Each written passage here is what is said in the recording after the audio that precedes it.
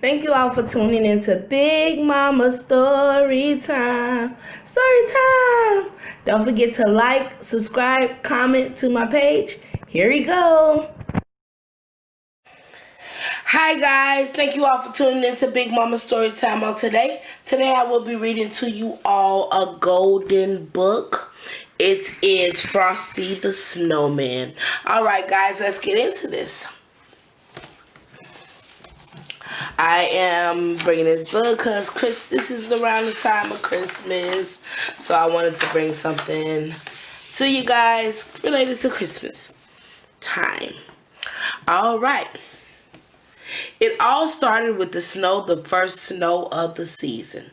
As every child knows, there's a certain magic to the very first snow. And when it falls on the day before Christmas, something wonderful is bound to happen. I love snow. Oh my God, I love the white Christmas. That is what I call a white Christmas with snow.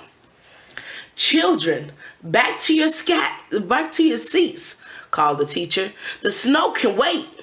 I've hired Professor Hinkle the magician to entertain us for our Christmas party. Unfortunately, Professor Hinkle was just about the worst magician in the world. And so I put the eggs into my magic hat, said Professor Hinkle. Abracadabra. And voila, the eggs have turned into a mess. Where's my rabbit? Hocus Pocus, where are you? He didn't know that his rabbit Hocus Pocus was hiding in the hat.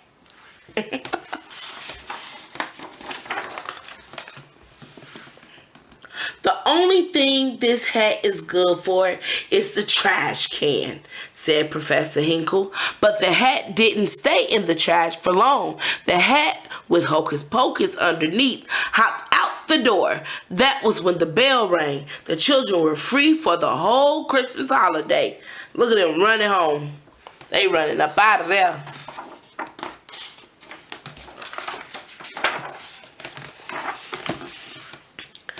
Hey, look at the snow, cried the children as they ran outside. They worked together to build the first snowman of the season. Once the children had given him eyes, a nose, and a mouth, it was time to name him. How about Frosty? Asked Karen. Frosty the Snowman. The children danced around Frosty as they sang about his button nose and his eyes made out of coal. Come back here, you, cried Professor Hinkle, chasing Hocus Pocus. Suddenly, a gust of wind blew the hat onto Frosty's head.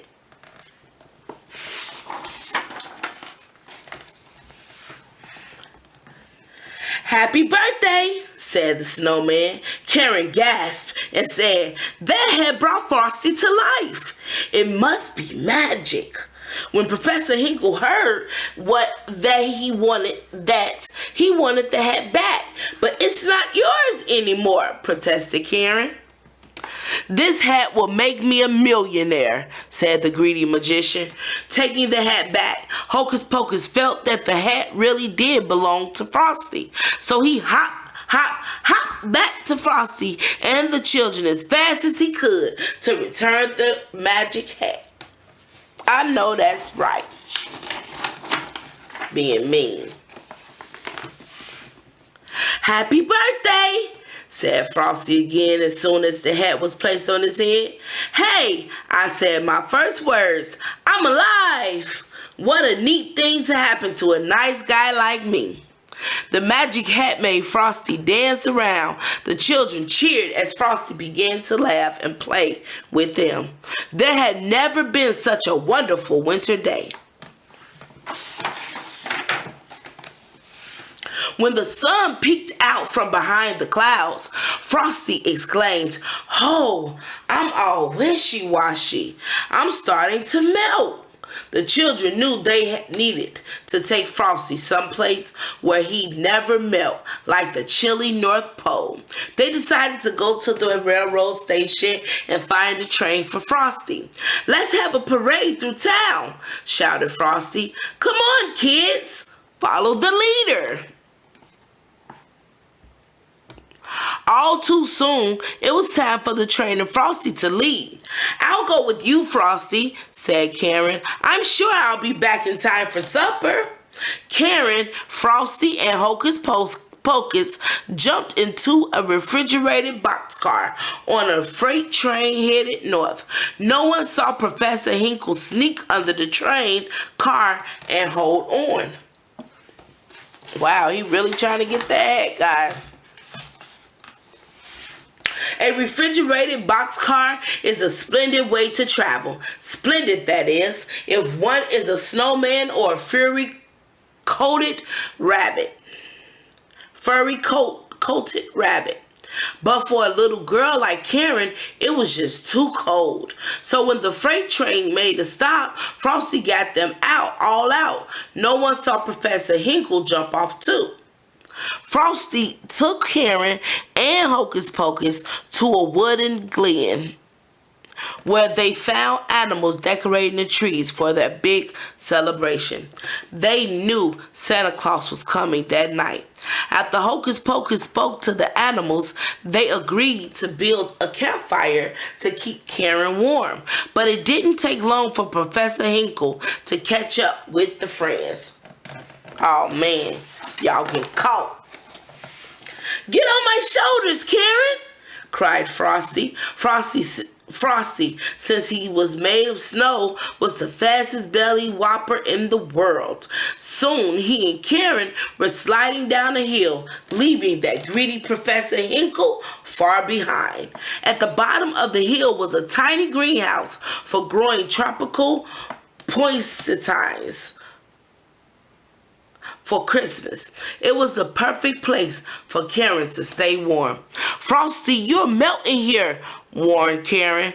"I'll only stay inside for a minute," Frosty assured her. But that nasty Professor Hinkle caught up with them. Once again, he locked the door, trapping the friends inside. Duh. Why would you go up in there if you know he's following you? No, you don't do that. That night, Hocus Pocus led Santa Claus to the greenhouse to save Frosty. But by then, poor Frosty had melted completely. "Don't cry, Karen," said Santa kindly. "Frosty's not gone for good. You see, he was made out of Christmas snow. You can bet your boots that when a good jolly December wind kisses it, it'll turn into Christmas snow all over again. Just watch."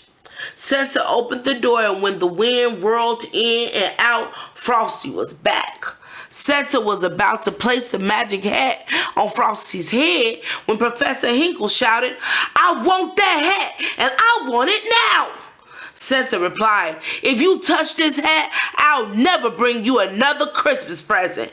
Go home right now and write, 'I am very sorry for what I did' to Frosties 100 zillion times. Then maybe, just maybe, you'll find something in your stocking tomorrow morning." Professor Hinkle was very sorry indeed. He ran straight home to start writing. "I know that's right, Santa. Sure, being bad, you're going to be on the naughty list, get a lump of coal. Just like Frosty's ass." "Happy birthday," said Frosty once more. Karen was happy to see her friend again, but now it was time to go home. Santa put Karen in his sleigh and promised her that he would take Frosty back to the North Pole with him. Karen hated to say goodbye to Frosty, but Santa said that Frosty could return every year with the magical Christmas snow. Aw, that's what's up. Aw, that's cool. Frosty waved goodbye as he hurried on his way. He shouted a promise to return the following Christmas, and every year he did just that. Merry Christmas! Merry Christmas, guys. I know it ain't Christmas, but that was a Christmas book. But alright, guys, I hope you liked that book. That was a golden book of Frosty the Snowman. Alright, guys, thank you all for tuning in to Big Mama Story Time. Please don't forget to like, share, comment, and subscribe to my page if you haven't done so already. Also, guys, since I'm sparingly putting books out, you should, if you want, once I put the content out, press the bell at the bottom of this video, because it will give you a notification and it will pop up once I post the video, since my videos are not coming out as consistent as it was before, and is more sparingly. So just my opinion. But alright, guys, thank you all. I appreciate your support again. Alright, guys, bye.